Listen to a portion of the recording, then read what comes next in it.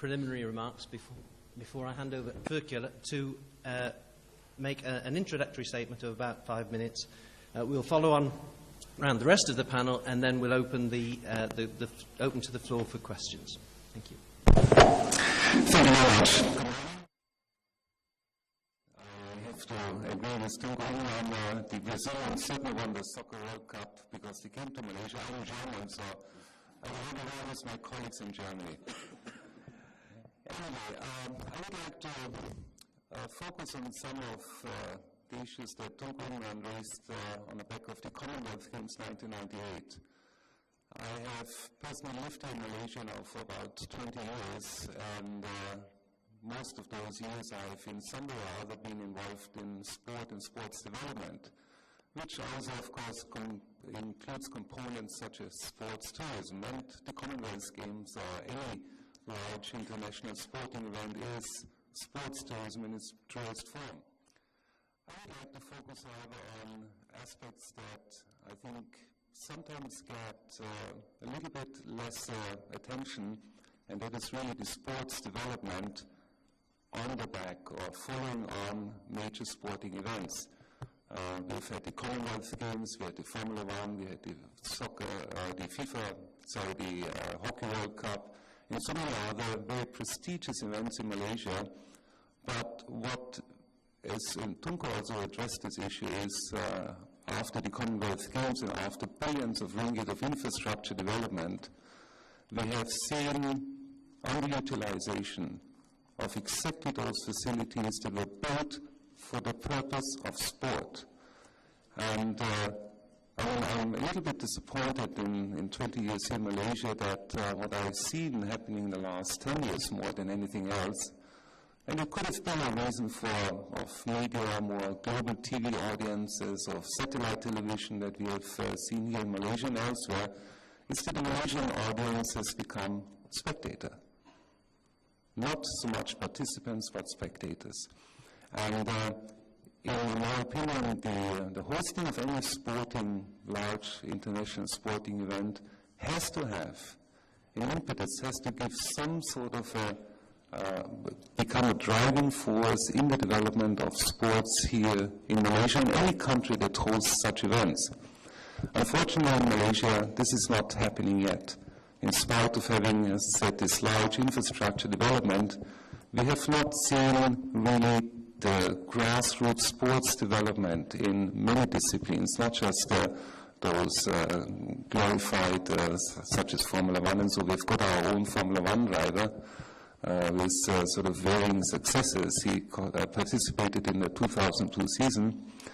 But what has not happened is, especially in athletics, in gymnastics, in swimming and so on, that there was a large groundswell, a large support of sports development in Malaysia, starting at the schools, carrying on in sports associations and sports clubs elsewhere. And this is, I think, where a focus has to be established while planning large international sporting events, that there is a follow-on benefit, not just in economics and infrastructure or tourism receipts, but also in the development of sports at the host nation. And this sort of programs could include things like exchange programs with athletes, with coaches, more, as I said, sports development, driving it down to the school level, at the club level, in order to make those sporting events meaningful beyond the economic benefit. This is really where I see a lot of work has to be done, a lot of attention is to be paid in order to sustain a nation's sports and leisure development objectives and strategies, in order not to deteriorate in just becoming a host for spectators around the world. Thank you very much.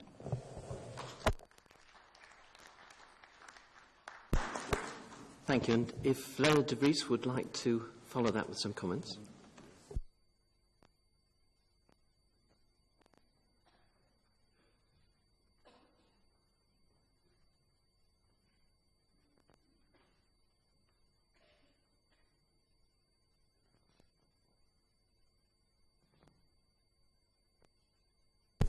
Hello, yes. Leonard de Vries from Malaysia. I guess I will address this issue of international sports events, mainly from my background in Asia. And the aim of this session is to discuss the values, the benefits, the disadvantages of organizing and hosting international events. In short while, perhaps what I will do is just pose a few questions. I think that is of interest for me anyway, and for everybody. I think the first one is the relationship between international sports events and I'm taking it the development of elite sport in a country, the development of elite sport in a country. So one has to evaluate international sports events from the development of elite sports, and I guess you would have to think, you would have to look into that issue. But just to help us around in my thinking, if you look at elite sport, the IOC indicates that when you look at the elite sport, there are basically 7 factors, and that is coaches, athletes, facilities, management, finance, competition, and welfare of athletes. So in terms of international sport events, one has to say whether, in fact, the international sport event, has some benefits on the development of elite sport from those perspectives. Very quickly, I think one could say it does have an impact on facilities. I think we develop coaches. I think you go and develop athletes. My main problem here, I think, elite sport, especially in Asia, has very limited development on the management of elite sport. I think it was mentioned, very minimal development of elite sport. And one could take this up. If you look at the Australians Commission of Sport, they look at the factors supporting elite sport besides what the IOC says. So 7 factors, they include information technology, they include research, and they include training centers. I think in most Asian countries, in terms of the ICT, I don't think they develop ICT more for managing the games, but they don't develop ICT to improve sport performance, is my own view. Research, is this a catalyst for research? I think there's very little research going on in there. So that's one. The other is one would have to look at international sports from the perspective of economic development. We heard about the development of infrastructure. Infrastructure, I think the more linked is economic development from the perspective of tourism. I really believe in Asia we need data to support that. We need data to support the idea about does it in fact bring in tourists in terms of economic. And bringing in tourists, are we talking about bringing in tourists during the phase of the development of the games? Are we talking about bringing in tourists during the games itself, or are we talking about bringing in tourists after the games? What are we talking about? I think since sport and tourism is such a very important issue in most Asian governments, it's terribly important we start getting data on this, whether in fact it does bring in the tourists, I repeat, during the phase of organizing it, at the games itself or after. Just what are we talking about? I just want to deal very quickly with this economic benefits. I think the issue here about the economic benefits on organizing single sports or major sports, to me the main issue here is who funds the sport, who pays for it. Who pays for it? Now, if it's paid by individual organizations, if it's paid by an association, that's fine. You can do it. But you see, if major games are paid by taxpayers, by the government, to me, the main issue here is this, whether the taxpayer, whether the public gets back its returns. To me, that's a very important issue. Of course, today, many people will say, the returns, taxpayers' money for sport, it's long term and it'll take 20, 30, 100 years to develop. But I think in an economic situation in Asia in which money is scarce, it's these kinds of questions, I think, the transparency is whether the taxpayer gets the money. So in terms of this issue, I think, who funds the games? So one could look at it then from the perspective of economic development. I'm looking at also sport major games from the perspective, since it's basically very often public, one could look at sports, major sports events, from the perspective of sport development, sport for all. Does it in fact provide facilities for people to participate in sport? And that's interesting. I don't want to go into it, but that's a point that you might want to look into. I just want to share with you an experience that I had. I was asked by the Malaysian, I think it was, that was years ago, in 1980 something, when Malaysia organized the SEA Games, and he wanted me to write something for the news, for the Souvenir magazine, and I was thinking about what I should write. And so I decided to write about what it is we expect from the SEA Games. And I don't want to focus on global sports. I don't want to focus on what people want to do. They want to know from games like this, the success is how much dollars we bring in and how many medals people win, whether we're going to, those are the global standards. So I thought that if we're going to move, then it means that the organizers of the games must establish different criteria for assessing the success of the games. And I tried to identify the success of the SEA Games more from a developmental perspective. I think, and that's what I tried to do. I was listening to this beautiful presentation by Professor Maguire here, and I was trying to recall back on that criteria about a more developmental perspective of major games. I think if we do that, then there might be a chance that people might look at games not only from global standards, like win and losers, how much money we make, but perhaps it could be other facilities being built in different kinds of areas. We look at the number of coaches that will be developed, will the facilities be used by people afterwards, etc., etc. Thank you very much.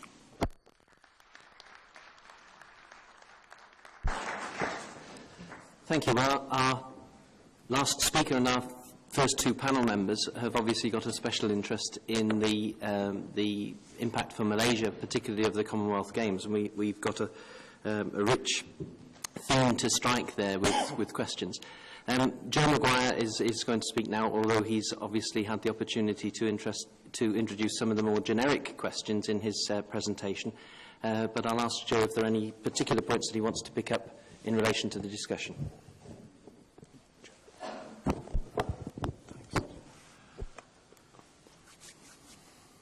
I think just 2 or 3 quick points, really. And I speak as an academic rather than a policy maker, and sometimes, of course, that divide needs to be better linked together in a variety of ways.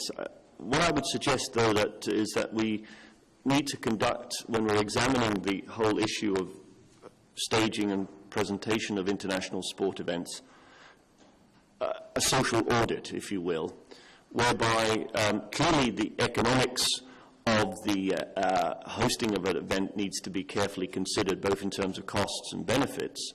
And that may well actually differ in terms of the equation between so-called developed and developing countries. So you need to consider that, I think, as part of the equation.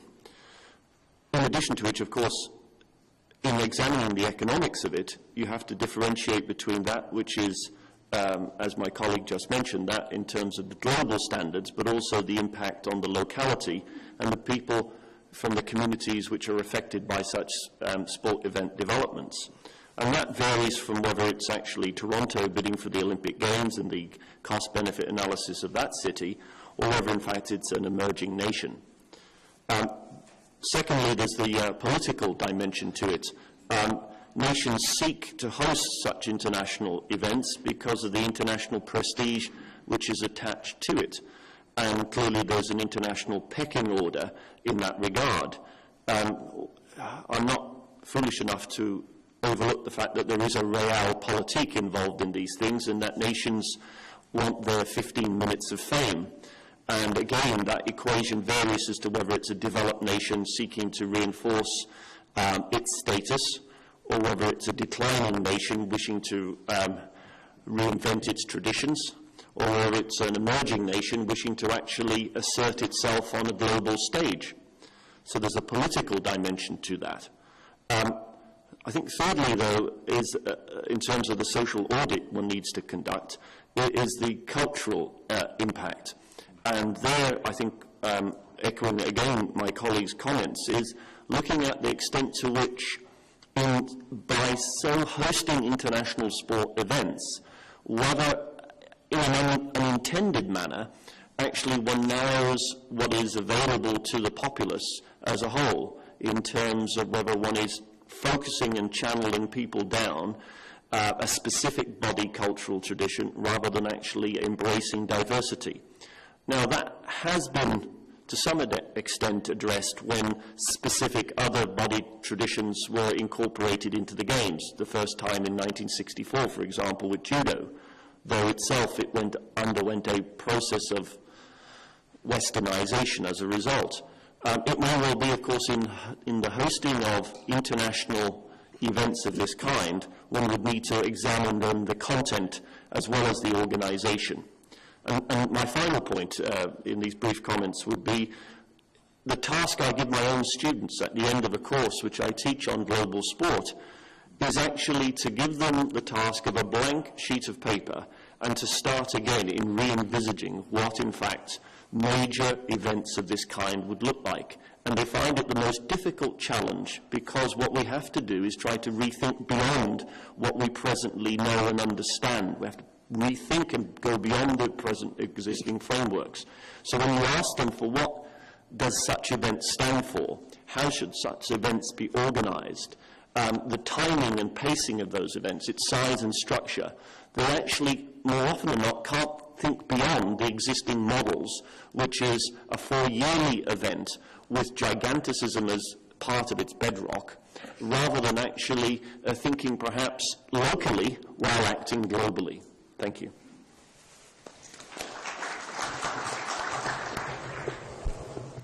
Thank you, Joe. And our final panel member, last but not least, is Derek Casey, who has a wealth of experience in sports administration to draw on, but particularly, I think, has got experience in relation to the Manchester bid for the Commonwealth Games, which has just gone, which I'm sure will have some relation to what he's going to say.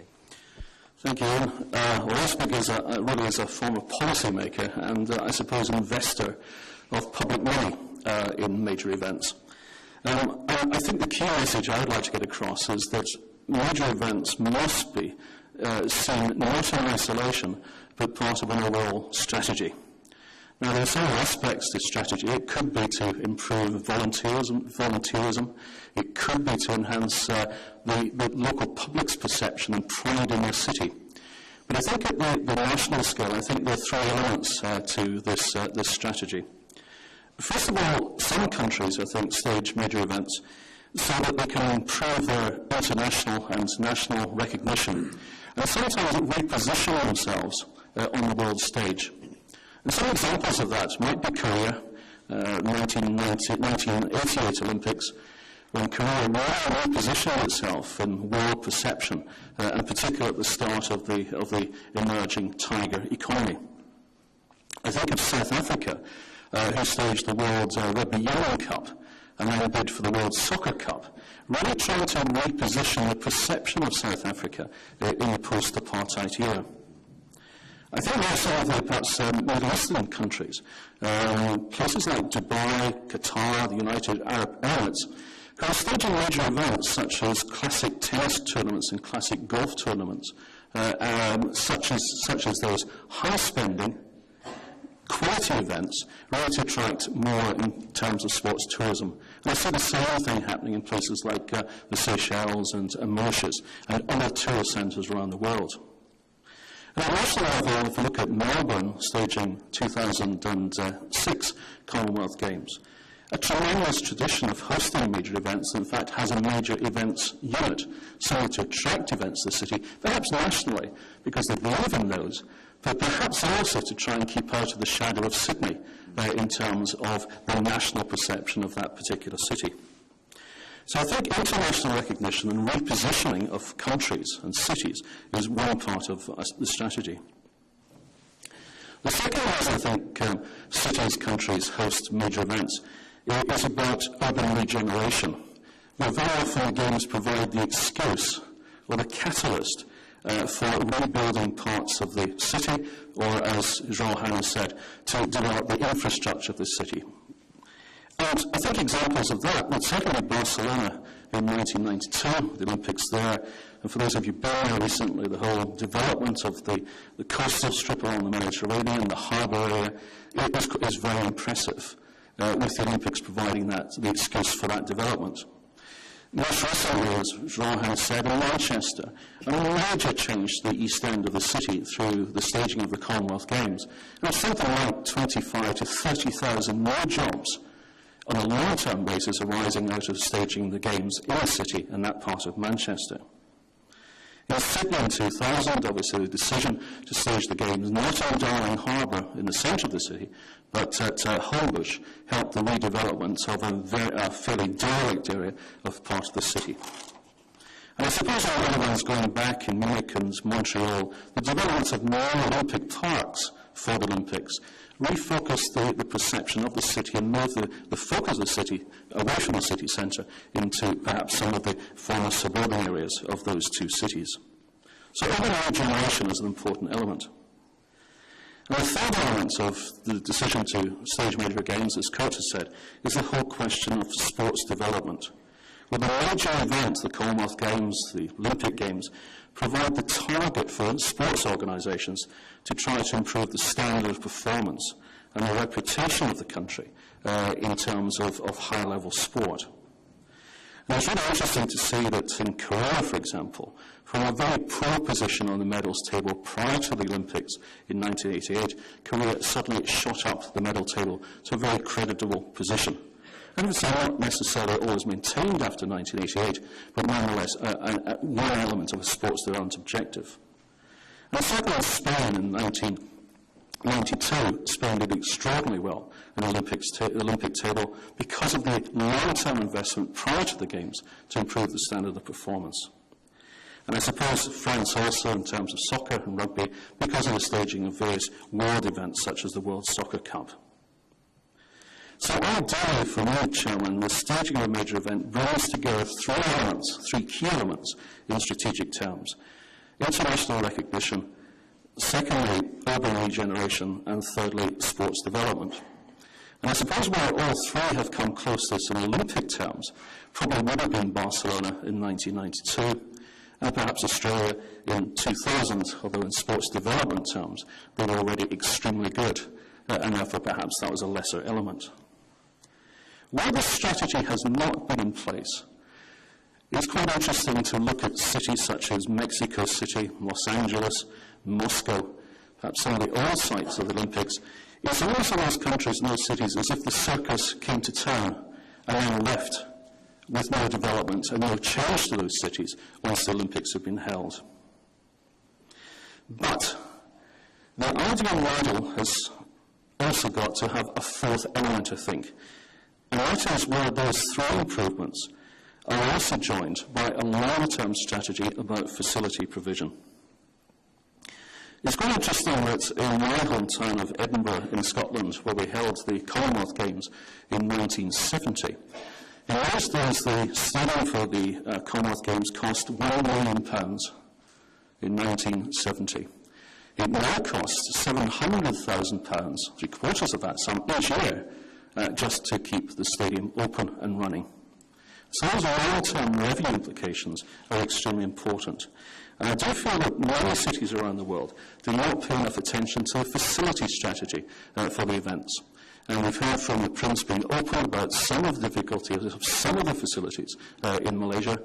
We've seen the difficulties of some of the facilities in Sydney after the Olympics. And I think we do need to pay more attention to that and make sure that facility provision is a key element of that strategic approach.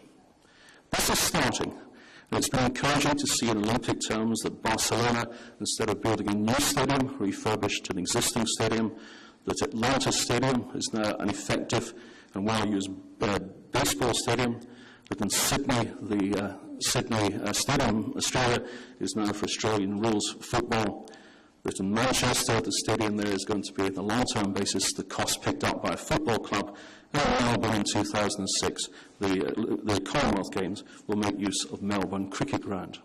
So I think people are paying more attention to that long-term legacy. And if we get that facility strategy right, along with international recognition, urban regeneration and sports development, then I think we have got the ideal strategy for the staging of major events. Thank you.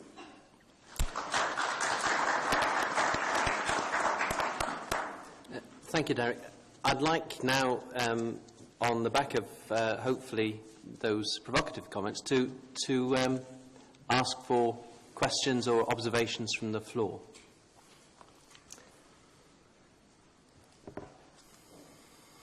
There's if part of the reticence on candidates from the floor can be explained, the reticence on the part of the person who chairs the group that now manages the Meadowbank Stadium that Derek was referring to and has to cough up the £750,000 required to manage it annually is probably less difficult, less easy to explain, but still.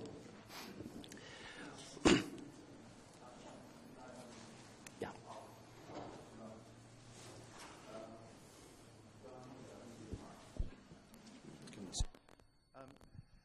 It's been great, the presentations we've had this morning on touching on so many issues, but it seems to me we of course must be critical and questioning and evaluative and cautious about this huge phenomenon that's happening to us all, almost always around us every day. And it was notable, for instance, that Stephen Lewis in his address talked about the failures of globalization. Yet it does seem to me that, in one sense, sport globalization is a success story. It can't, we mustn't ignore the success side of it. That along with all the money making, there's a huge demand. And although it's wonderful in Australia, for example, to watch Australian rules football that nobody else in the world watches and knows about or understands. That's a unique and wonderful thing. There's something equally magical about watching the World Cup final and knowing that 2 or 3 billion other people at the same time are doing that, and there's a genuine sort of global community somehow or other emerging from all this, maybe. And it seemed to me that maybe we're neglecting that, which is something new and unique to this era. I don't know whether the panel members have any comments on that.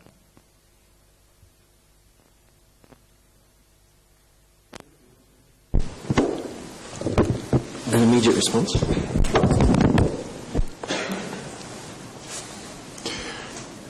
I think in the presentation I argued that there are costs and benefits, and there's winners and losers. And if you look at the diffusion of modern sport across the globe, one of its features, ironically, is that for the first time in humankind's history, of course, rules have been commonly accepted and agreed upon. Now, those rules, of course, were produced by specific groups, but those rules are now commonly embraced and accepted.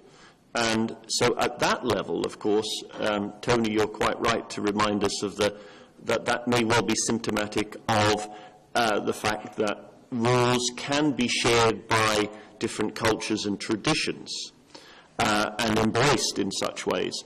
Likewise, there is some evidence in the literature for the idea that such festivals can provide us with positive messages of things we share in common as global citizens, and that the communication which occurs can provide a sense of commonality, a sense of social glue. which brings people and binds people together. The question, though, which would arise with major international sporting events is whether such occasions are but a temporary phenomena. And that is that whereas you can clearly assess the size and range of the audiences for most recently the Salt Lake City Games, albeit that that was contoured because of its winter dimension, but even if you take the summer games, huge audiences crisscrossing the globe in a variety of ways. The cool, hard scientific evidence on it is that that these phenomena are relatively fleeting and rather than deep and long-lasting. But for my mind, I'd probably keep an open mind at the moment as to its benefits as well as the costs. I should have said that one of the, amongst the range of talents and experience that you have and our members of the panel, Kurt Schwirkele is an economist, a Stanford economist, as well as being involved in business in the private sector in relation to extreme sports, if I can use that term for the range of activities that he's involved in. But just couching Tony's question in relation to that, I wondered how an economist would defend expenditure on an ephemeral event. I mean, after all, we use public funds for firework displays. We're almost literally burning public money for the enjoyment of spectators. If you were asked as an economist to make a defence of expenditure on these ephemeral events, which we try to protect a legacy for, but nevertheless are come and gone within a 4-year cycle, what kind of defence would you put forward, Kurt?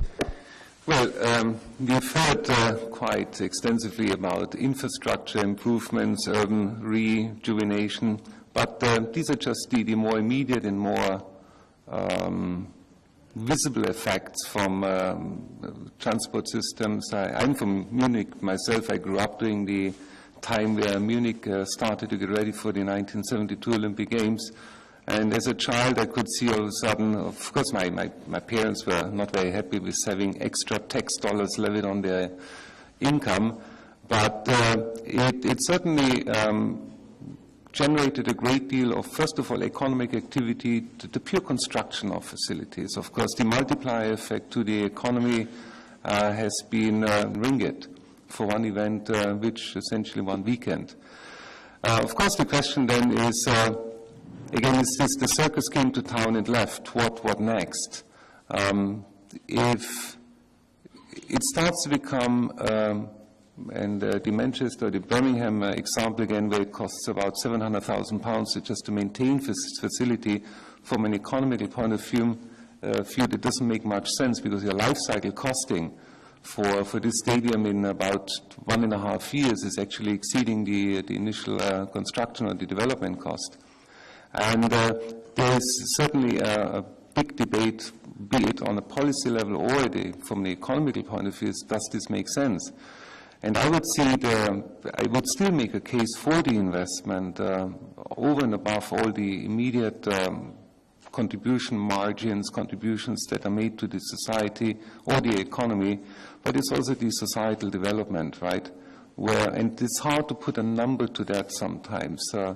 The values and lifestyles, the overall improvement to infrastructure that benefits everybody for years and years to come. It's not just one stadium, it's the entire infrastructure around it. So, again, where do we stop? Where does it make sense? Where it doesn't make sense to develop stadia? If you look at countries like Bahrain or Lebanon now, Beirut, building Formula One tracks at great expense. In Shanghai, they're going to spend $270 million to build a Formula One track to host the 2004 Formula One event.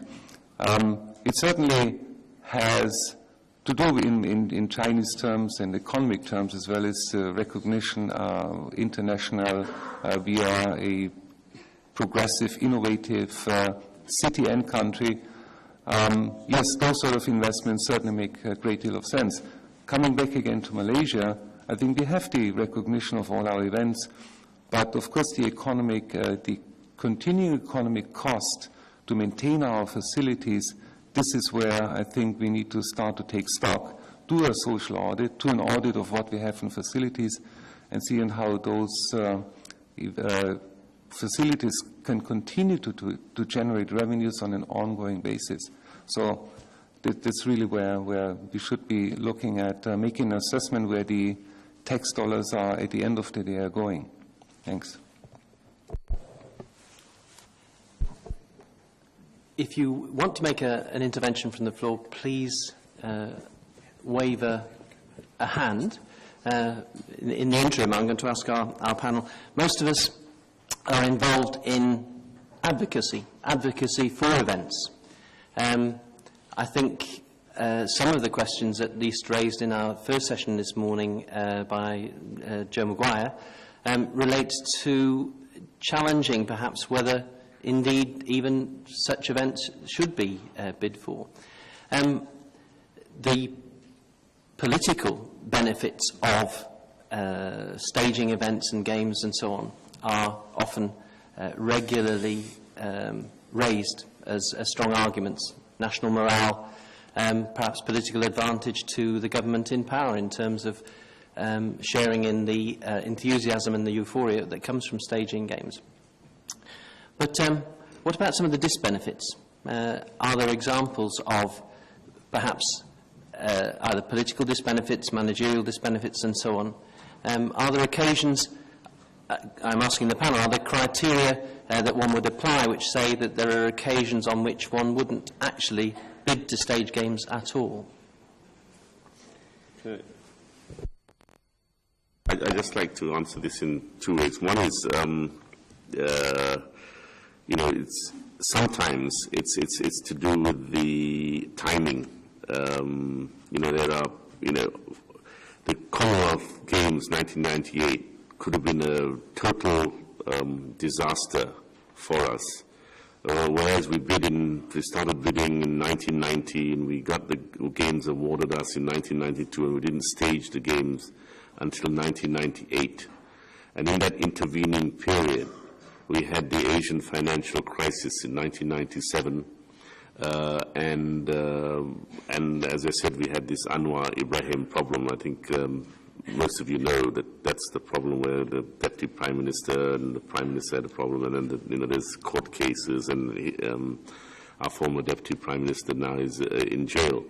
And that could have been disastrous for the country. And I think in most cases where the disasters happen, I mean, I haven't done an exact case history on Montreal Olympics, but I understand that just the costs kept going up and they couldn't cap the costs, and therefore in the end, it turned out to be a financial disaster. So I think when one bids for the games, I think and Manchester almost became a financial disaster, if I'm right, Derek. It was very close to becoming a financial disaster. So one has to be very careful when one bids for a game, because really the games are not going to happen until quite a few years down the road.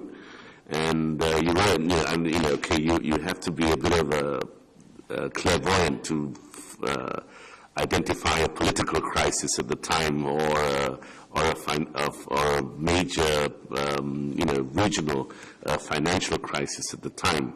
But I think when one does bid for a game, I think one does so with as much foresight as one has at the time, and one does one's best. One aspect which I don't think that we've touched on, which is a benefit in Malaysia, by the way, is the fact that we do use games here, Southeast Asia games and our local Malaysia games, as a way of uniting the ethnic groups of Malaysia. It's games and sport is used, for community development and for racial integration, and the actual game. By the way, SEA Games means Southeast Asia Games. It's nothing to do with the water or the sea, okay?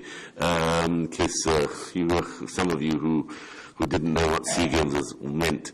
When Dr. De Vries mentioned the SEA Games that he was writing about, it was a number of years ago, and it was at a time when we were,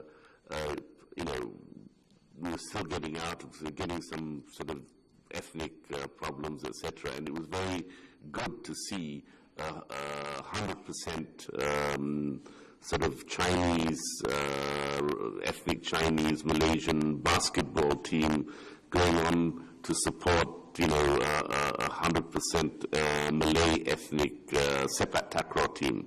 And these are the sort of phenomena that you get in Malaysian sport, and it's a great way of bringing the people together.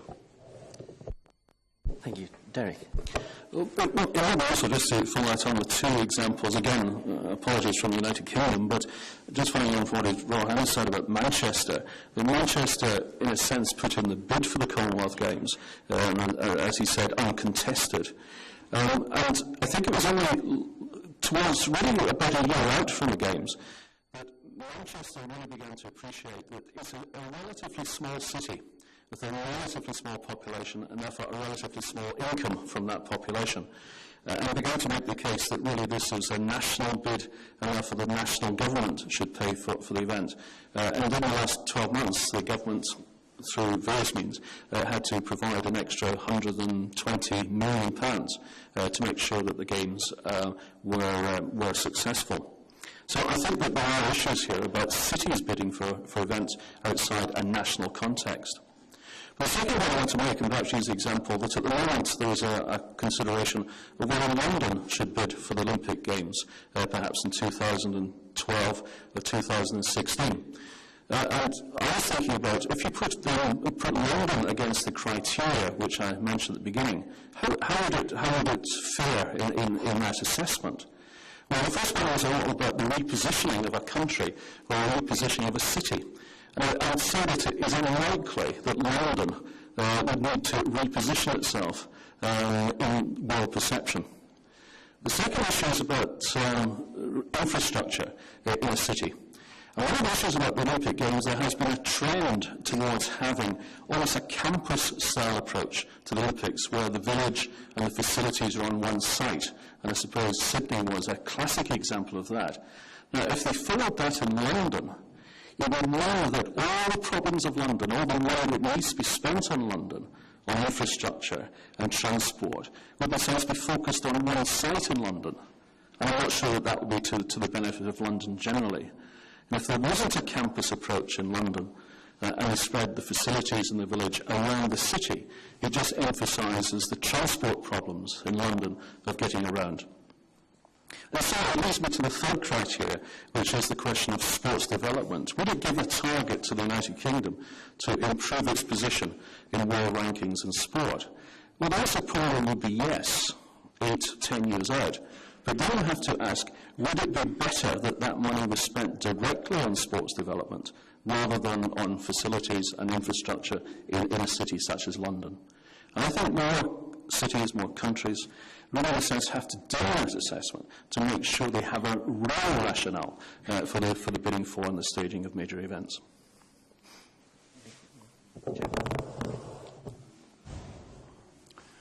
I think, and following on from Derek's points there, is that to reassert the issue of environmentalism and sustainability.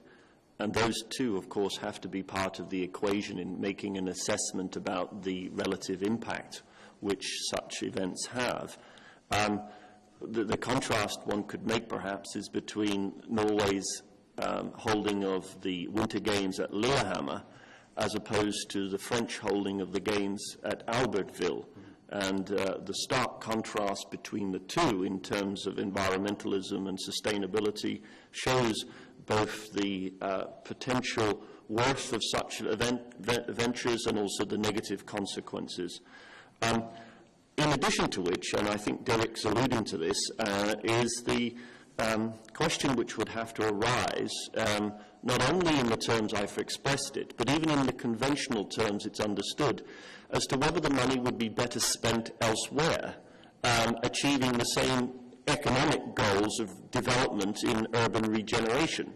And you'd have to assess whether that's the case or not. And of course, you'd need the detailed research to support or undermine the thesis which was being proposed.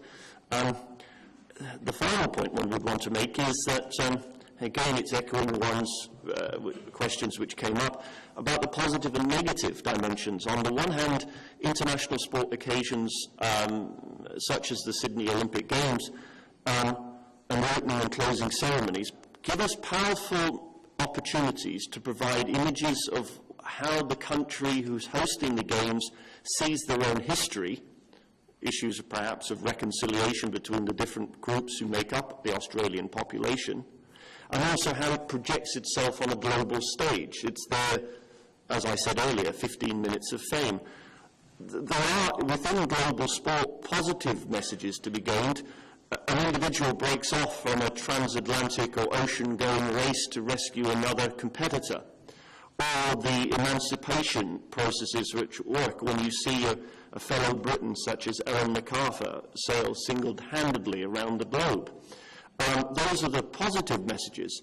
But on the other hand, though the Euro 96 championships were sold as we're in this together and bringing football back home, the media coverage surrounding the Euro 96 championships actually reinforced national stereotypes and negative perceptions of our fellow Europeans. So the audit has to take into account a variety of different dimensions, and I think those are part of the broader policy agendas which we would need to address as well. Thank you. Leonard. Yes.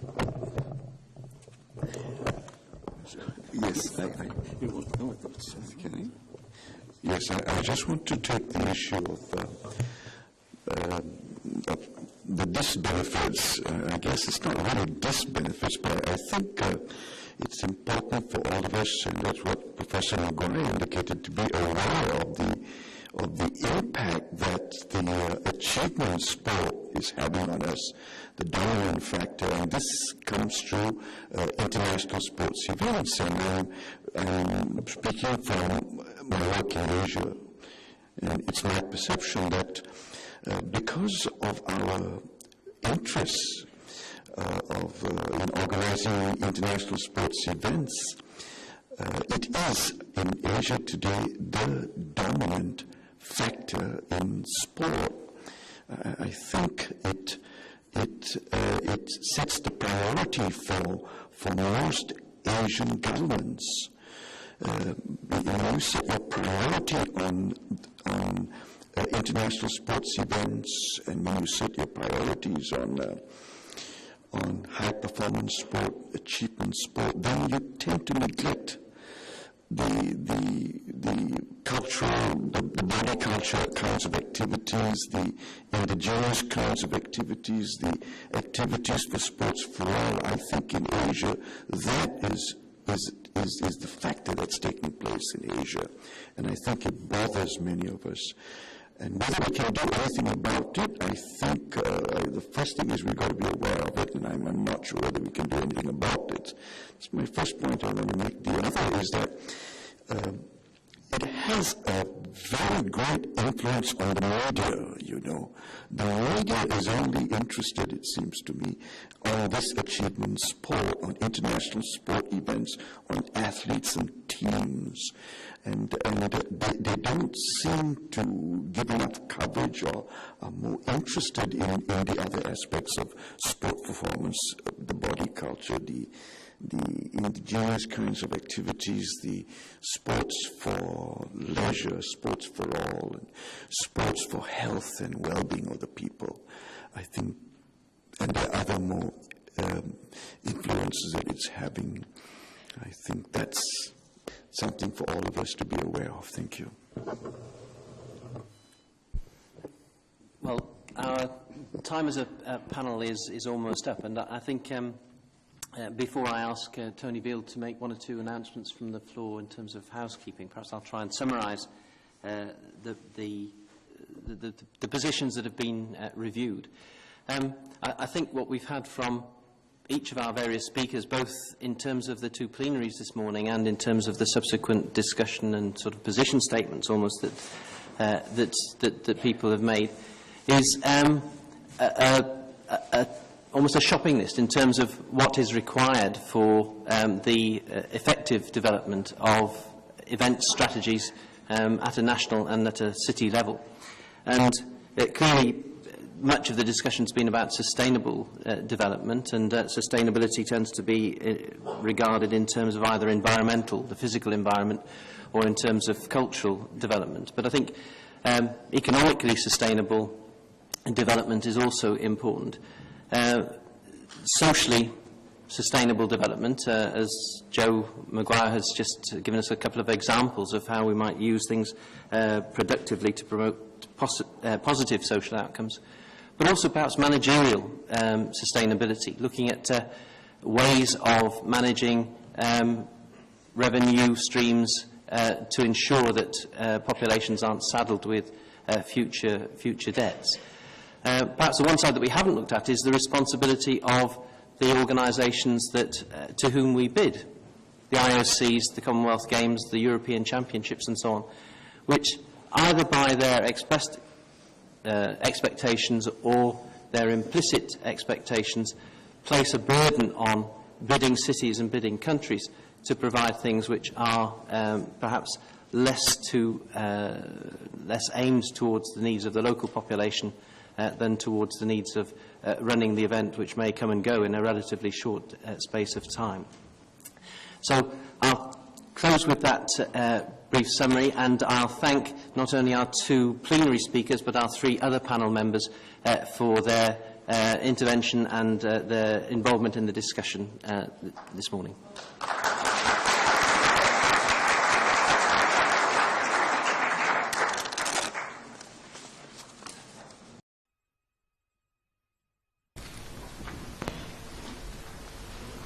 Thank you, George. Let me first record my thanks to the organisers of the World Leisure Congress for their invitation to address you today. I would also like to thank our Malaysian hosts for their warm reception and welcome to their country. It's been gratifying to actually receive such hospitality. I would also like to bring you greetings from, as George mentioned, as President of the International Sociology of Sport Association, colleagues who share many interests with yourselves here today. My purpose today is to review the social scientific evidence regarding sport and globalization. By necessity, I provide an overview, and I'll avoid any detailed theoretical discussion. I've got my excuses now in first, you see. I want to assess the emergence, diffusion and globalization of modern sport. In doing so, I want to examine the costs and benefits, winners and losers involved in global sport processes. I've tried to capture through this narrative and analysis in the title of the paper, Global Village or Global Pillage.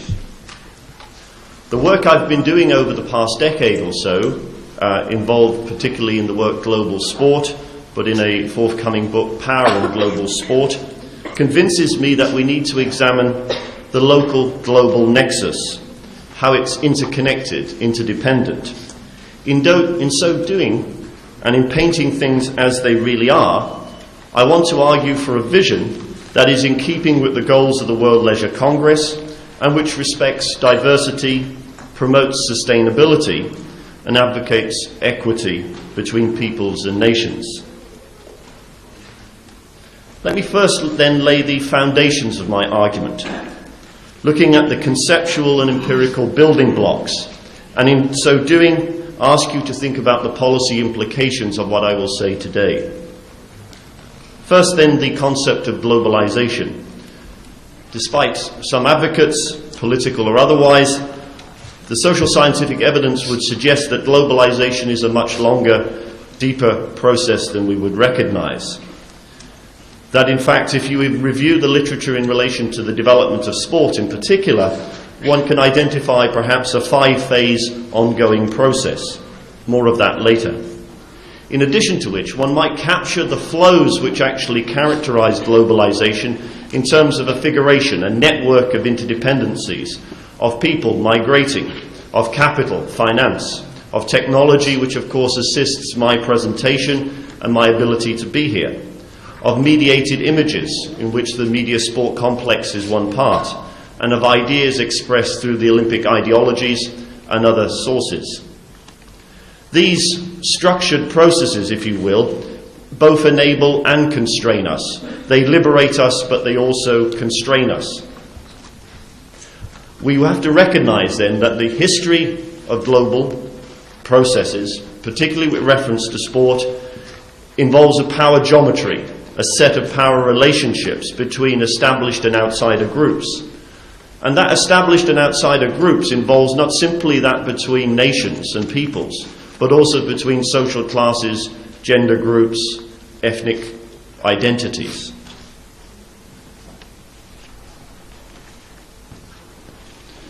Therefore, when we're seeking to examine global processes, what would be the main dynamics involved? Looking at the literature, of course, a number of researchers point to the economic dimension, and clearly the political economic dimension of global sport requires detailed consideration. But I would argue that such an economic and political analysis is a necessary but not sufficient analysis. That is, that we need to actually understand the social and cultural processes which are also making and remaking the global sport process. What are the key power struggles involved? Historically, we can see that the emergence and diffusion of global sport processes have involved struggles between the West and the rest. That is, of course, that there's a clear linkage between the diffusion of global sport and various empires which made up the 19th and early 20th century global power relationships. But more on that in a moment.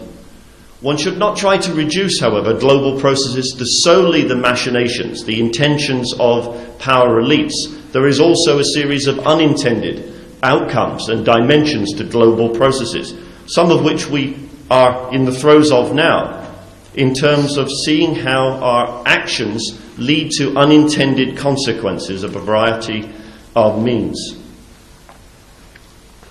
What have been the long-term consequences? Later in this address, what I will try to do is suggest that there have been a number of key consequences in relation to the diffusion of what we know of as modern sport, and that those consequences pose dangers but also provide opportunities to us as citizens of the globe. In keeping with the theme of this conference, then, what one needs to do is see how globalization processes, to use some jargon, has both universal significance, sport being one example, that it actually cross-cuts continents and nations, but has local particular meaning. Whether we're talking about Finnish baseball or baseball in Japan, the diffusion process is characterized by a series of power relationships, but it takes on local meaning within the specific cultures themselves. They are very long-term processes, not of relatively recent origin. As I will make the case, like the steam engine, modern sport emerges in England first. And we would therefore need to probe the issue back some 300 years. But global processes, arguably, are actually far more deeply rooted. Some argue that it would be stretching it back to the 15th century, others to the early developments of world religions, where we would actually look to the 6th or 7th century. However, it would also be a mistake to actually view these global processes as simply the flow from the West to other parts of the world. We don't have sufficient evidence, and of course scholars here today perhaps who might want to take up this challenge. Individuals alone can't actually complete this task. What we need to do collectively is explore how there are non-Western influences on the development of play and games in the European mainland, both in the medieval and early modern period. Likewise, what we have to do is examine non-Occidental and European influences on recent phases. Although as a Briton, I might seek to highlight the particular role of the United Kingdom in the development of global sport, one would not be doing one's job as a social scientist if one didn't point to the influence of other European traditions, nor indeed the diffusion more recently within the global sport process of martial arts and other non-European body cultures to the West and to other parts of the globe itself. Therefore, what I would suggest in understanding globalization and in understanding global sport, one has to adopt a multi-directional analysis. We're dealing with processes which diffuse in complex ways, ways which actually are not reducible to solely the intentions of multinational corporations, though they are a key part, and that we need a multi-causal analysis, that economics and politics are clearly part of this process, but also subtle social and cultural factors require attention. We must therefore reconcile the hegemony of the West with a culture's ability to resist, reinterpret and recycle global sport products.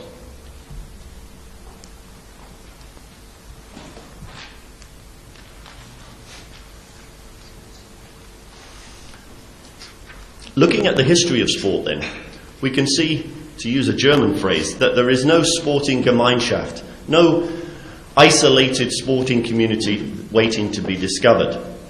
The local has always been connected with another locality. The local always reworks what we now call the global. The local is permeated by and contoured by a range of forces, centrifugal and centripetal, those which close in upon themselves and those which expand outwards to different communities. What we require then, in the tradition of sociology which I follow, is an analysis which directs our attention to the relationships between not only localities and nations, but also to civilizations. A series of power networks are involved: economic, political, military, and cultural, which involve struggles between peoples, but also emulation processes. These emulation processes involve copying, of course, high-status individuals, high-status groups, and high-status nations. As we'll see when I try to give you a brief narrative of the history of what I'm describing, we'll see that the British, for example, were both eliminating folk cultures, but at the same time their practices were being emulated by others. The history of globalization then, and the history of global sport in particular, involves a contest of sameness, difference and commingling of diffusion processes between established and outsider groups.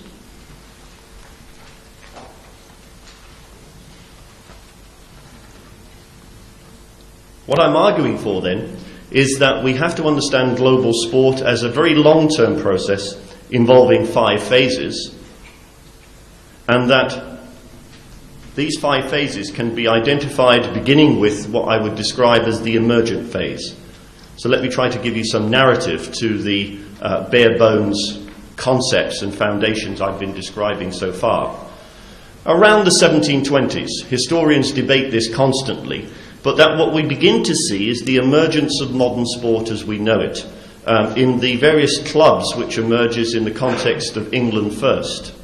Here we see the early development of sports which we would eventually know today as cricket, but also we see the slow emergence and diffusion of folk games of football into the modern forms of association football and rugby.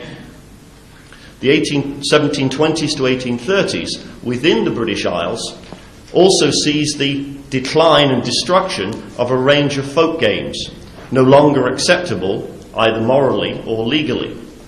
Animal sports decline quite rapidly, again for a variety of reasons.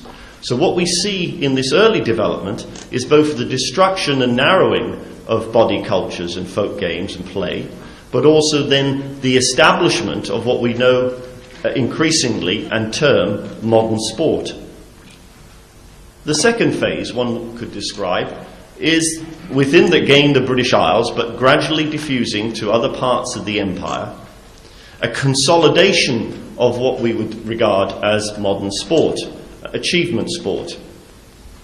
Here we see in the development of public schools, but also gradually in state provision of education, formal gymnastics, but also the games which we associate with the British imperial elite.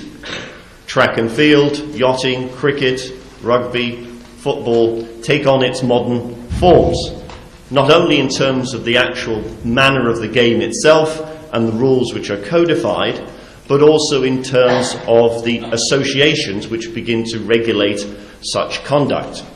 Initially, of course, within the British Isles, gradually European and global more broadly. However, it's not until approximately the 1870s through to the 1920s, which coincides, and not by accident, with a take-off phase in global processes more broadly, that what we see is the rapid diffusion of these modern sports along the lines of the formal and informal British Empire. That is, of course, both the British were bringing their Bible and their bat with them to Africa, to Asia, to parts of South America, but also their citizens were migrating to various parts of the world, to South Africa, to New Zealand, and to Australia. So we see a take-off phase both in global processes, but we also see a take-off phase in the diffusion of what was once peculiar, specific British pastimes, but which are now diffusing across the globe. Let me just qualify, though, what I've said so far. In the context of European folk games and traditions, a variety of folk games and traditions existed, were actively participated in. There was resistance to the diffusion of British sports in Germany, in France, and elsewhere. The mainland Europeans had their own gymnastics traditions, which also, to a degree, diffused to the United States, to Canada, and elsewhere. Likewise, our Scandinavian colleagues would remind us that, of course, Nordic Idrott traditions actually diffused to North America and retain, of course, their vibrancy through to the present day. So, in other words, although I've described a peculiarly British affair, one might actually regard this phase in global sport processes as a European affair. That is, it involves primarily Europeans in a variety of ways, through their industry, their captains of industry establishing plants and industries in various countries, or through their navies, the Royal Navy visiting Rio, establishing a team called the Corinthians, for example, or through their migration of peoples to different parts of the world, we see the diffusion of these modern sports, but also the gymnastics traditions of mainland Europe and the winter games from Norway, Sweden, and elsewhere in Scandinavia. If the third phase, very crudely, could be described as an Anglo-European affair, the fourth phase, post-First World War, one would describe as a North American and more specifically an American affair. Indeed, of course, other scholars have described the 20th century as America's century. And in some respects, in terms of global sport, one would argue that has also been the case.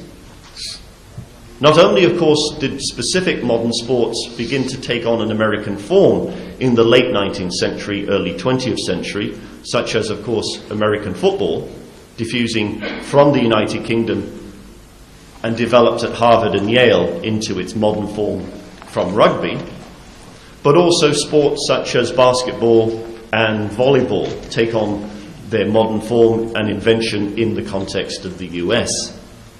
Note too, though, that just as British and European sports diffused to their spheres of influence, volleyball and basketball diffused to the American spheres of influence, along with baseball, that is, to South America and to Asia more broadly. But it is not only in terms of the specific sports which we have to look to in terms of the Americanization phase, but also the meanings which actually are given to specific sports. So, of course, the old amateur ideology, the old sense of fair play, and of not taking sport too seriously gradually wanes, and the model which is derived from the United States takes on a more serious intent. The professional athlete usurps the amateur ideology, and a more scientific approach to the study of sport and sports performance takes on its modern form.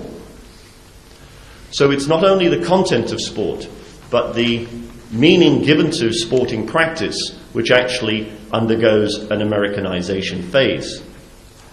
Furthermore, of course, what we also see is that the influence of North Americans on the development of modern sport starts to take place within the corridors of power of modern sport, where once it was exclusively a European affair, where the hands of empire could actually pull the levers of modern sport, increasingly it becomes that of the United States and the West more broadly. In sport after sport, in continent after continent, therefore, what we see in the history of the 20th century, post-First World War, is the consolidation and colonization of folk cultures and modern sports. If you take the history of track and field in Africa, choose Kenya as an example, the folk games and traditions of that culture wither away to a large degree, and modern sports take on their various forms. Track and field becomes synonymous with Kenya, or what we know as Kenya, and a particular set of athletes thrive and come to the stage on a global arena through the 1968 Olympics. So colonization, as one example of what I'm describing, Kenya, is intensified in the phase 1920s to 1960s. But I wouldn't want to convey that it was all a one-way process here either, because in this same period we also see resistance. We also see the local responding to the global. How might this be evident? The history of what I've described so far was not only a British or European or American affair, it was also a male affair, because of course the emergence and consolidation of modern sport was by men, for men, able-bodied men at that. And so what one also sees is the slow and gradual resistance to such sport processes on a local and on a global stage by women in a variety of ways. Indeed, if you look at the history of track and field in the 1920s, the evidence suggests that women, although at that stage European primarily, were actually involved in a greater range of track and field activities than they were when they eventually gained access to the Olympic Games later in the 1920s. And it wasn't until 1964 that in fact they got back to the same range of events as they once did when they were independent in the early 1920s. So the history of this fourth phase is of contestation in terms of gender rights. Furthermore, what we also see, of course, is that in this period, struggle is taking place at a geopolitical level. In the post-war period, the struggle between the communist bloc and the capitalist bloc, between NATO and the Warsaw Pact, is also played out on the sports field. Whether it's those famous games between Canada and the Soviet Union at ice hockey, whether it's actually within the games themselves in terms of the league or medal table between the United States and the Soviet Union, or within a country disunited in terms of Germany and the Federal Republic and the GDR. So struggle is taking place at that level as well. But note at this point, of course, the struggle is still about access and status and resources within the terms set by modern sport. It's access to modern sport rather than a countercultural response to that body form, modern sport.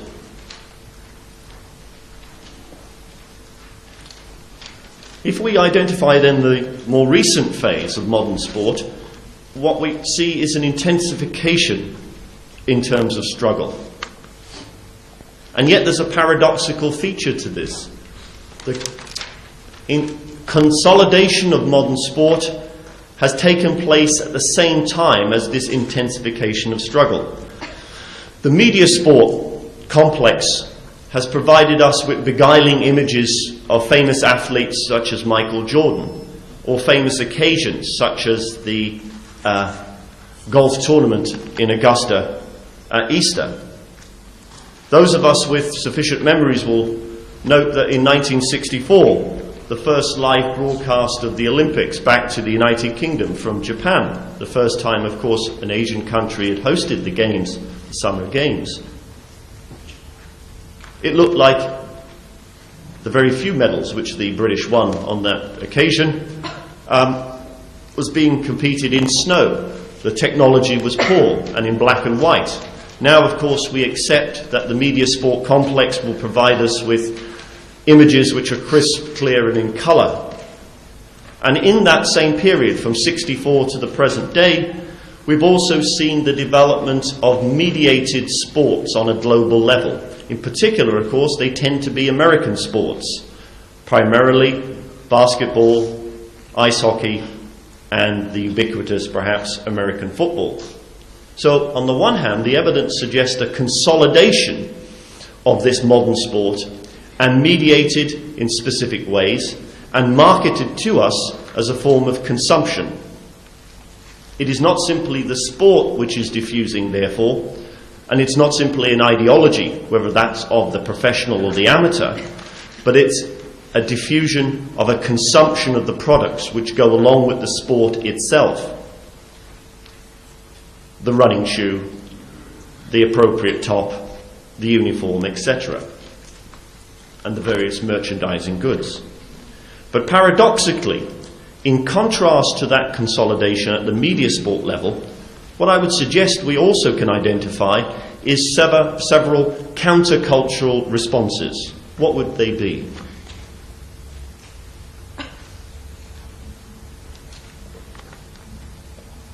Firstly, we've seen the revival of folk games. A number of societies have retained such folk games and have actually, in the context of a rapidly changing world, of what Alvin Toffler many years described as future shock, that what we seem to see is that citizens in various localities are searching for anchors of meaning. And one of those anchors of meaning may well be, of course, a revival of folk games. Our Swedish colleagues will remind us, of course, of the folk game traditions which survive in Gotland and elsewhere. In addition to which, Swiss colleagues, if any are here, would remind us that Ringen and Schwingen are still activities which provide meaning and significance to individuals within their own modern, highly globalized nation states. Furthermore, not just within the West, but beyond, various citizens in different parts of the world are beginning to actually recognize that their own folk games, their own traditions, are worthy of retention. Secondly, this period seems to also harbour the beginnings of a more radical critique of modern sport in its own terms. And here our feminist colleagues can take the credit. Because, of course, from the mid-1960s onwards, colleagues, first in terms of access to sport, whether it was Title IX, or more recently in terms of whether the tough masculine characteristics of modern sport are really worth playing, are raising fundamental questions about the damage as well as the advantages which we experience in modern sport.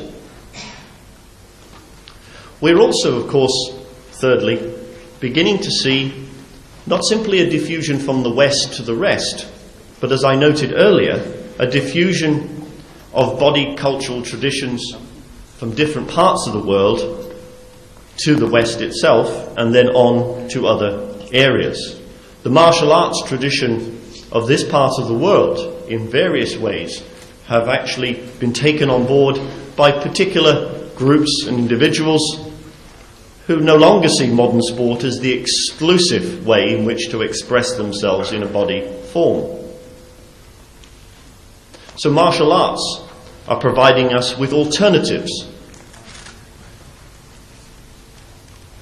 within the West, the dominance of modern sport is also being modified by a younger generation of people. People who actually no longer see skiing as simply the preserve of a middle-class elite, but are interested in snowboarding and other activities which are or could be viewed as countercultural. The development of extreme sports, likewise, provide us with alternative messages of what it is to be active, healthy, and at leisure, and connected to our colleagues as individuals, but also to the terrain in which we live. Each in their own way are raising fundamental questions about modern sport and its influence and hold upon the people of the world.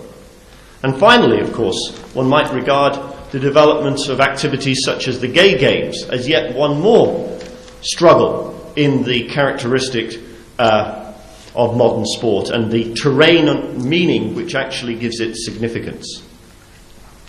I've provided a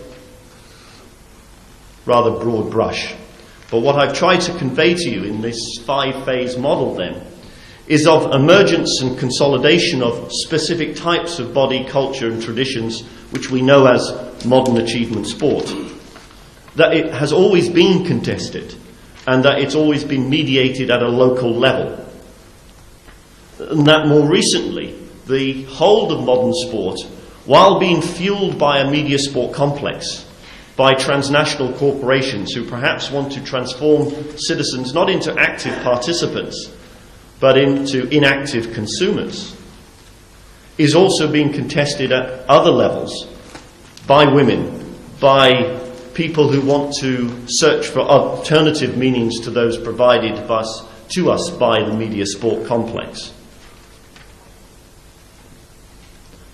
But I also suggested earlier that there's been a series of structured processes.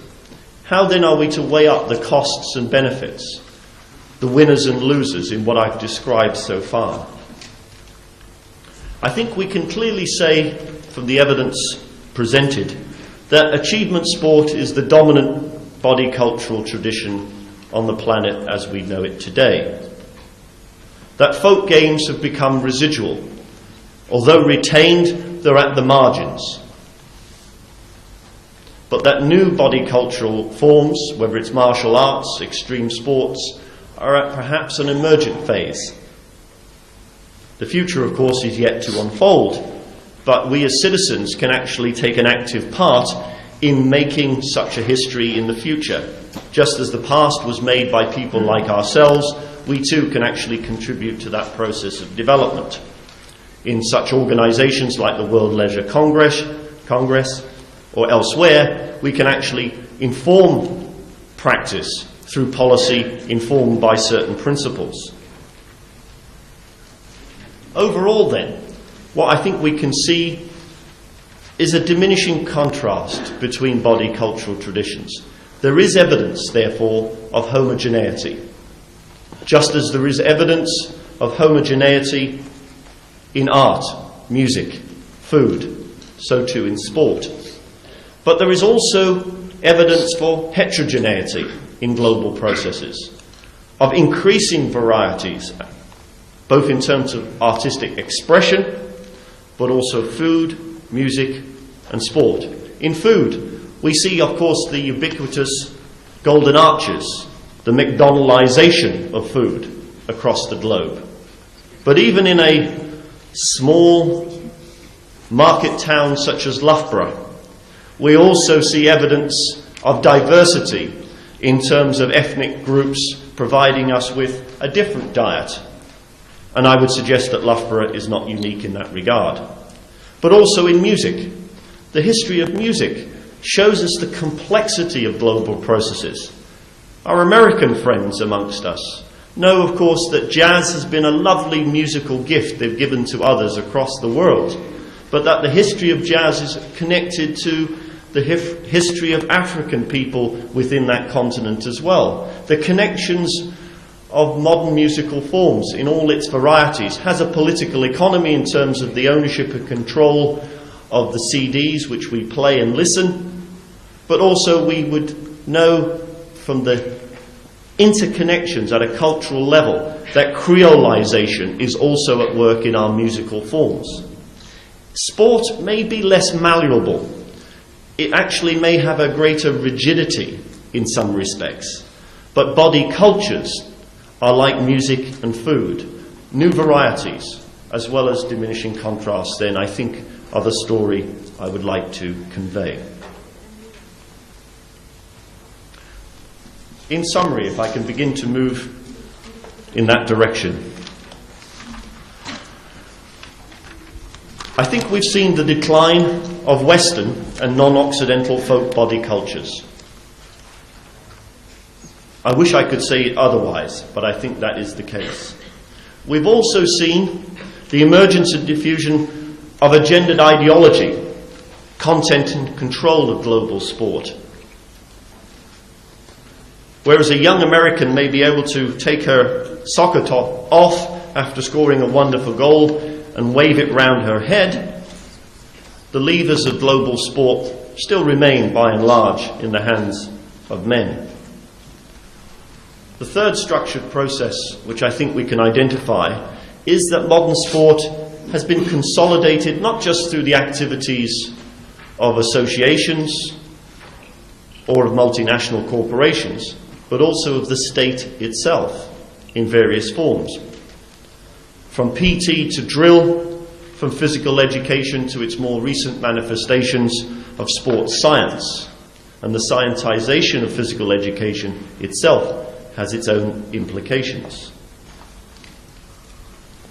That is, over the longer term, and again this parallels processes which are at work in culture more broadly, we've seen the gradual medicalization, scientization, rationalization and commodification of expressiveness, where once folk cultures could be expressed and lived in their own terms. Increasingly, of course, modern sport has to be reduced to the analysis of the VO2 max. We have to actually run on the Cybex machine, and we have to understand sports performance in terms of outcome rather than the intrinsic experience it might bring us. Therefore, the athlete has become, or arguably is becoming, an enhanced, efficient machine. Look at the literature within sports sciences more broadly. And that we're perhaps at the frontier, not of drugs, which may become passé in terms of sport performance,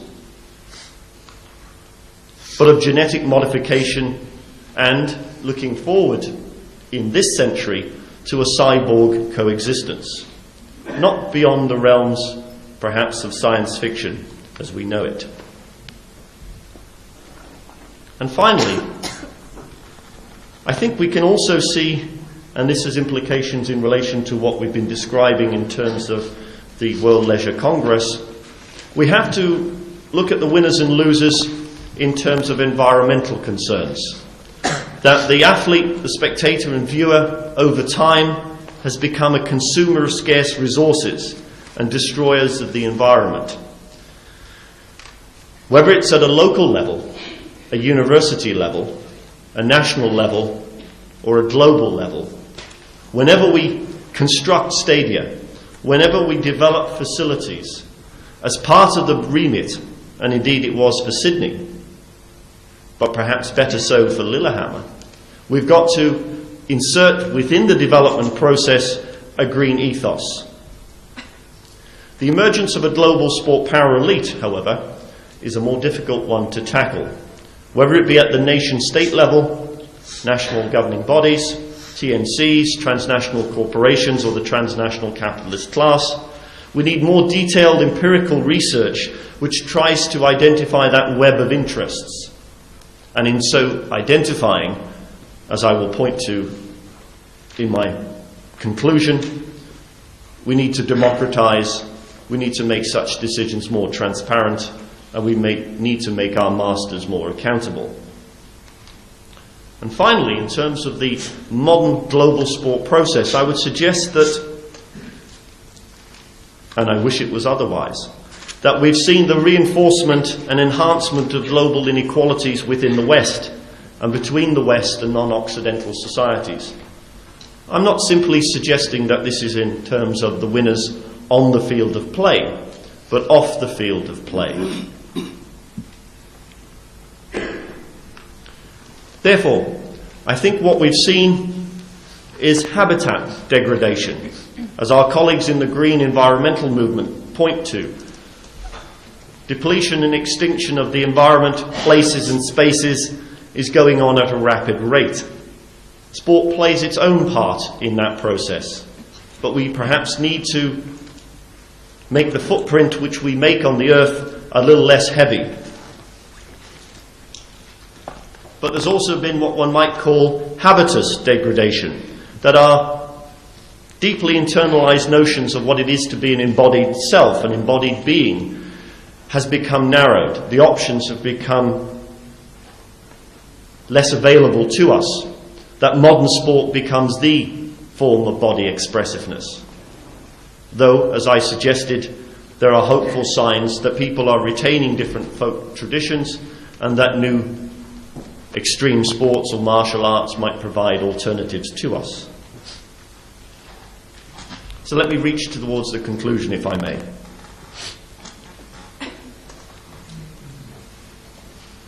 The threats to diversity, the threats to sustainability, arguably come from a variety of sources. From the sports Olympic development movement per se, from the sports goods industry, Nike, Adidas and others, from the media sport production complex, where satellite corporations beam to us particular mediated, saturated images, and from a sports science monoculture, where when we visit different universities and different departments, where we examine different curricula, increasingly, of course, they become narrowed, scientized, and the humanistic dimensions are lost. The alternatives. It would be wrong of me to finish without suggesting that there are ways in which we can empower ourselves. So instead of a human performance model, we can actually begin to develop a human development model, informed by green ethics, where our natural scientific colleagues who do enter the terrain in environmental concerns, in genetics, and in other spheres of human endeavour, are arguing for, or at least the more imaginative, for sustainable science. Science itself is not simply a destructive force. It can actually provide us with sustainable solutions. And so too with sport. I'm not suggesting, and I hope you haven't got this message, that I'm suggesting that sport is totally destructive. What I'm arguing for is a sustainable sport process which respects diversity and nurtures sustainability. And in so doing, we place the issues of health and well-being at the forefront rather than performance. As Bertolt Brecht remarked, where elite sport begins, good health ends. And so what we need to promote then is a movement diversity of various cultures and respecting them in their own way. Respect for diversity then, and the richness of local habitats and cultures should be one aspect of the call I would make to our colleagues here today. Recognition that different body and sport traditions have meaning and significance. And that the practice of sport be based on principles of sustainability for individuals, local cultures and environments.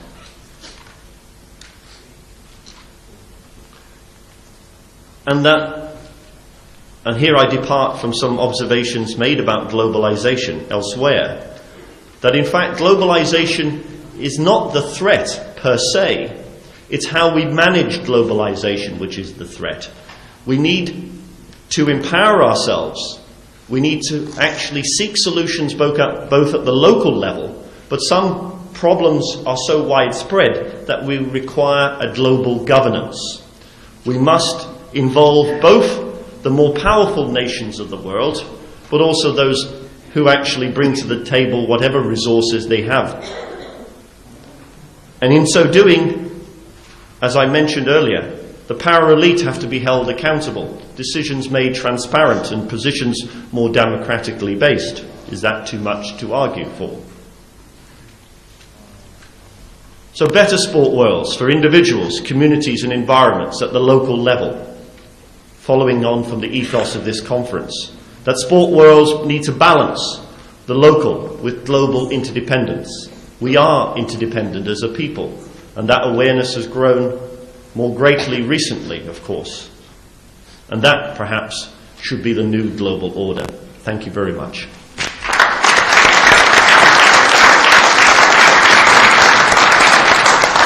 A small present from the organizers of the Congress.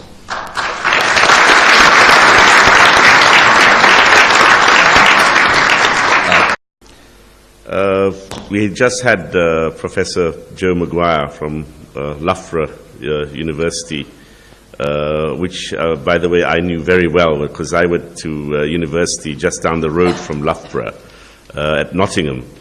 And we used to have some great battles with Loughborough.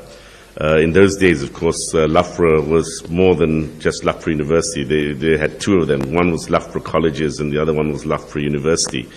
And Loughborough Colleges was the really number one physical education college in the UK and produced all the best sportsmen. So now that they've merged, I presume Loughborough University must be the number one sporting university in the United Kingdom.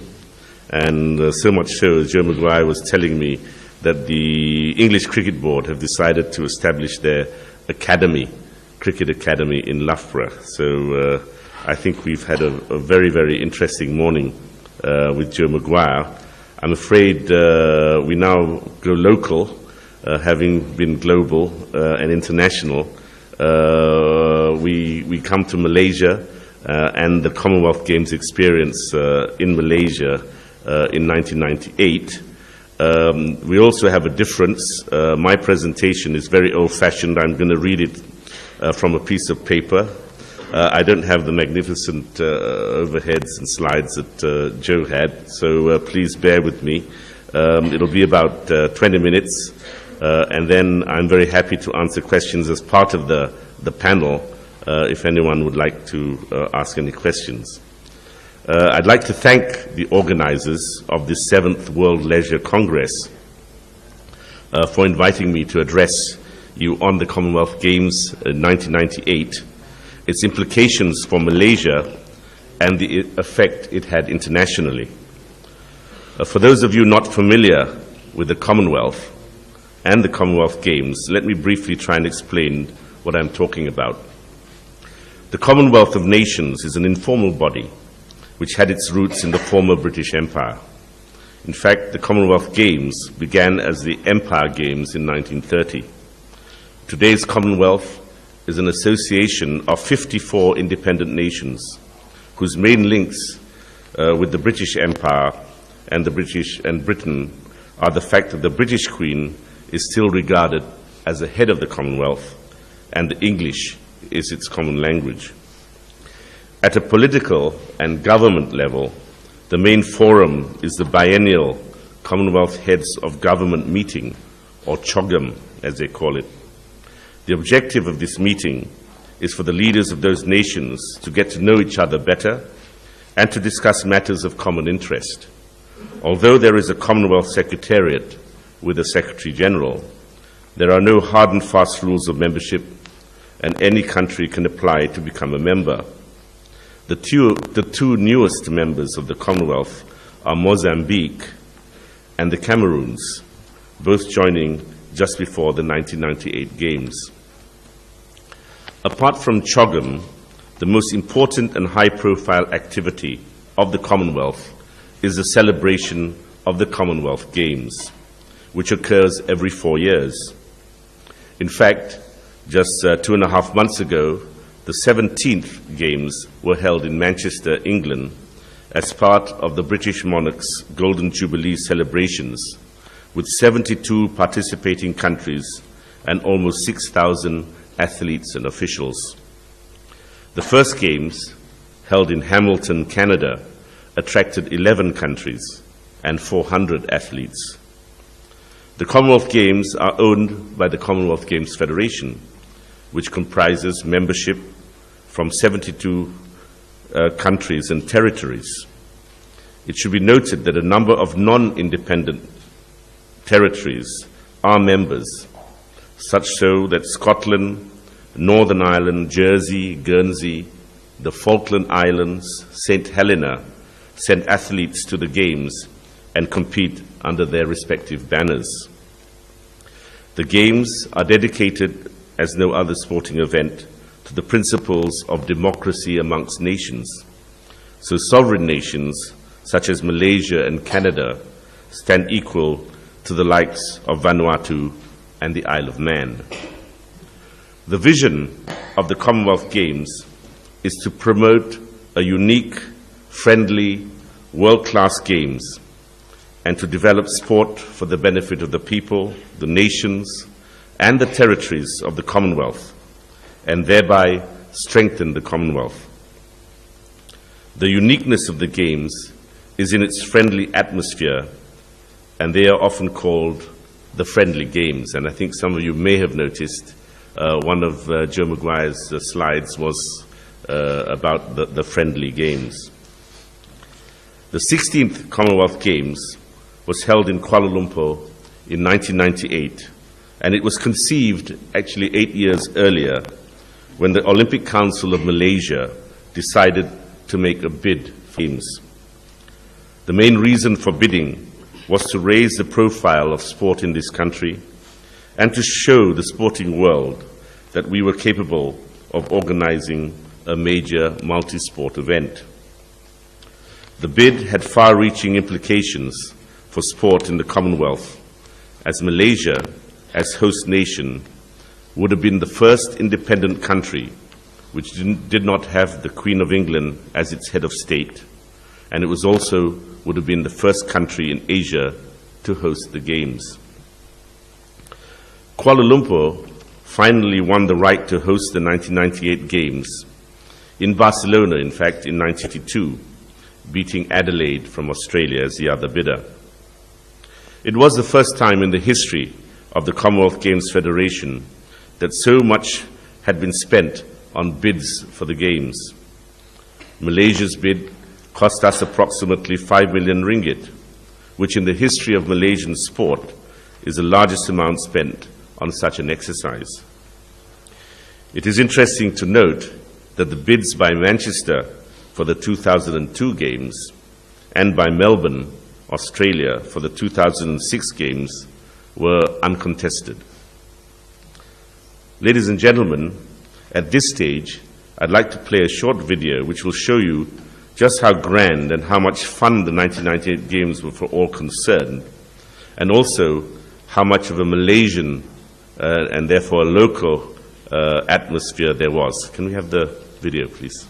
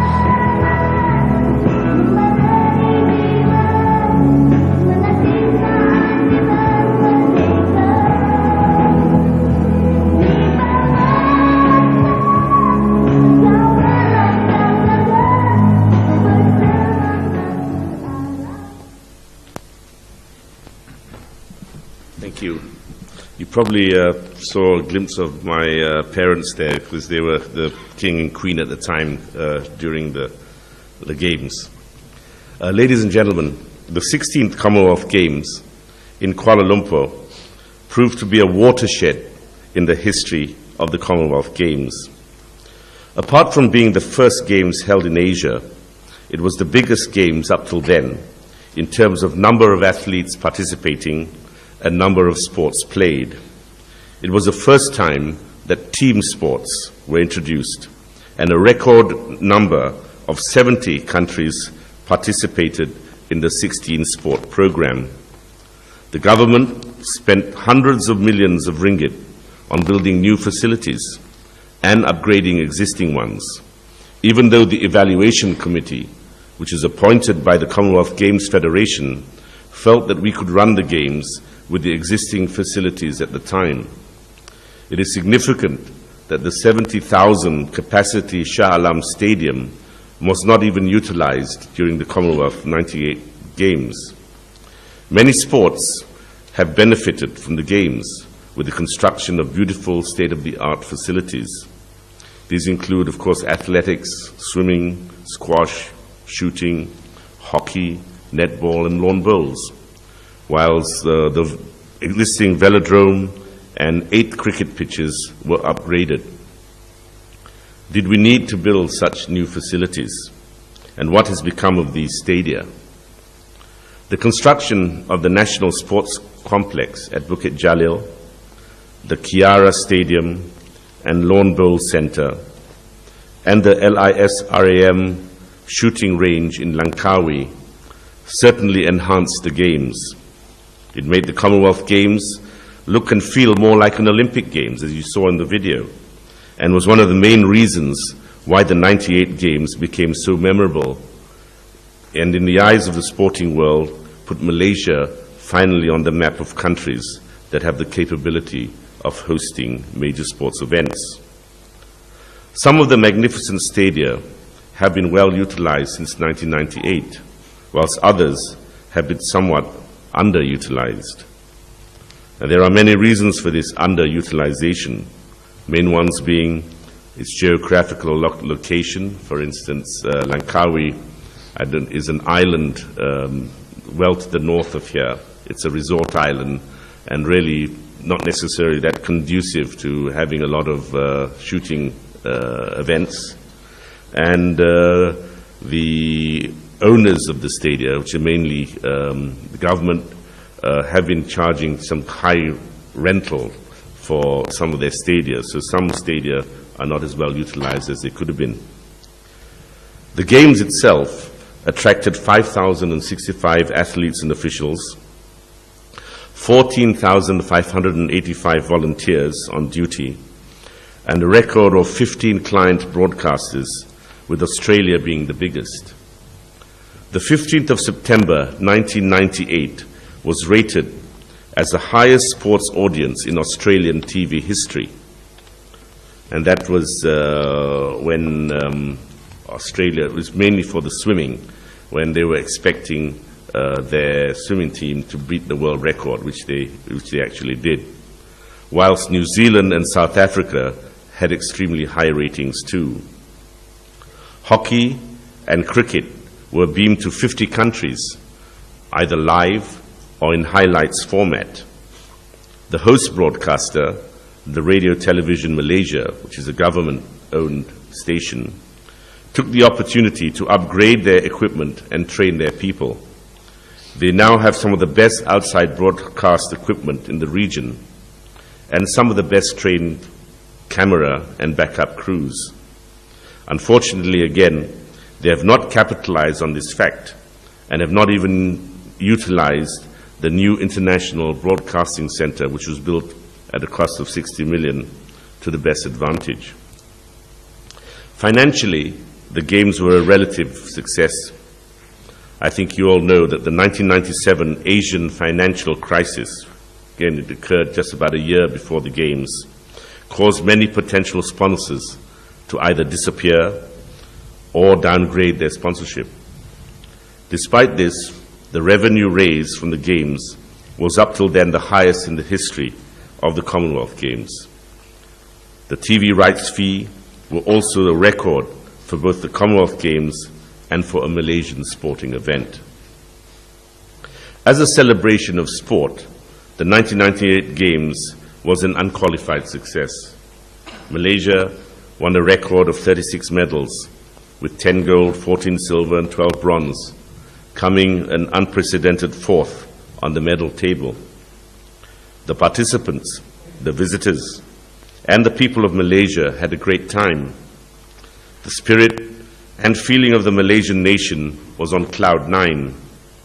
Malaysia had produced, to quote Mike Fennell, the chairman of the Commonwealth Games Federation, the best ever games, and kept up the tradition of hosting a friendly games.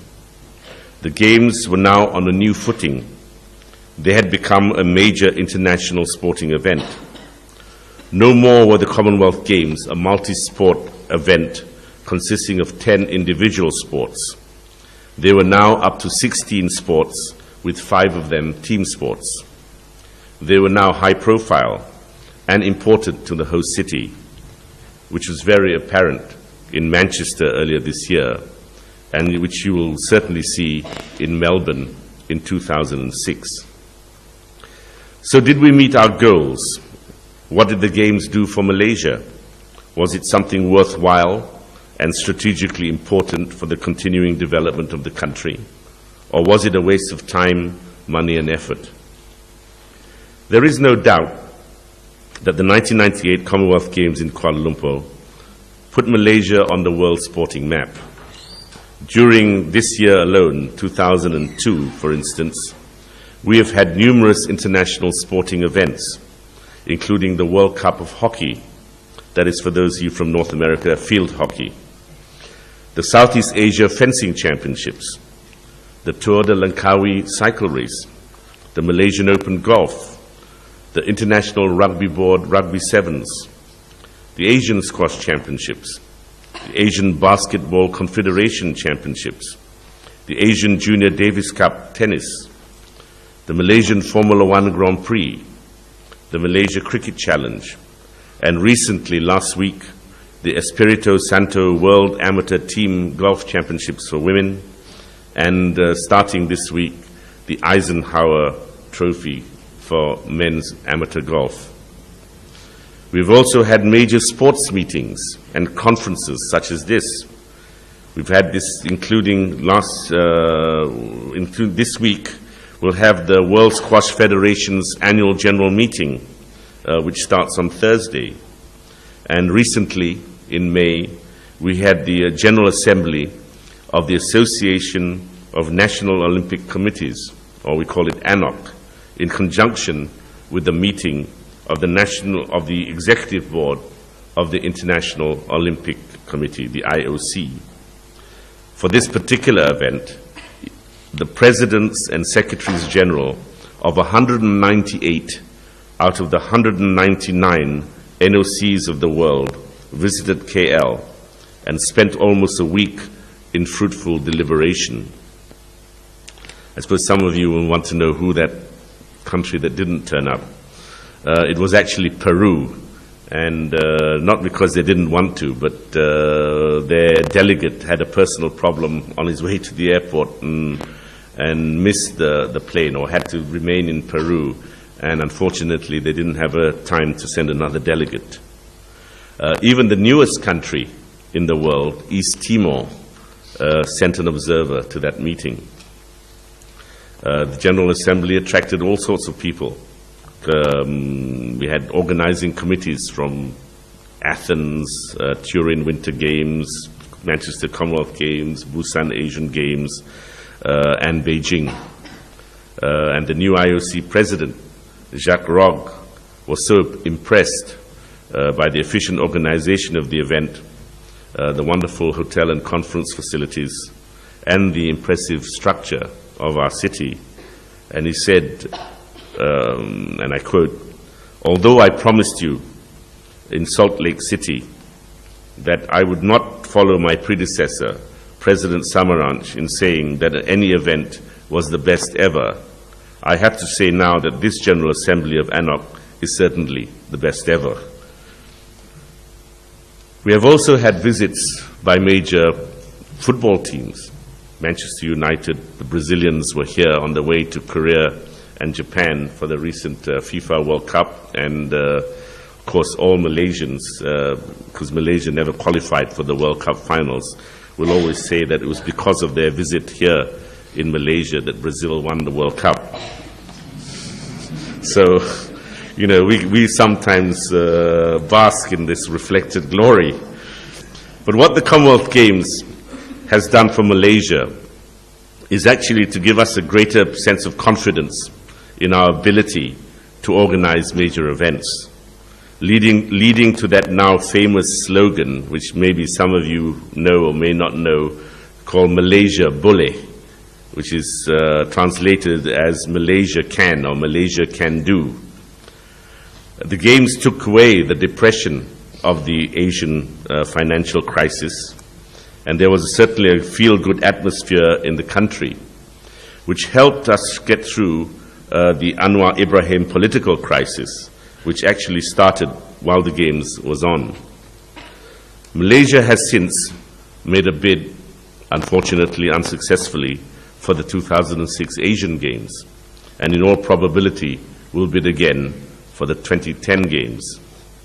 Next year, the country, for instance, will play host to the World 10-Pin Bowling Championships, and there are numerous other events being contemplated.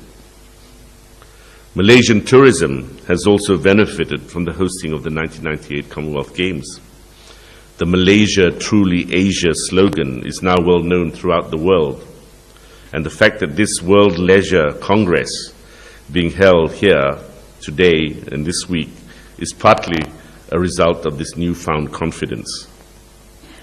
In terms of the other benefits that the country garnered from the Games was the awareness of some of the products and equipment that Malaysia produces and manufactures. Electronic scoreboards, sports apparel, seating are examples.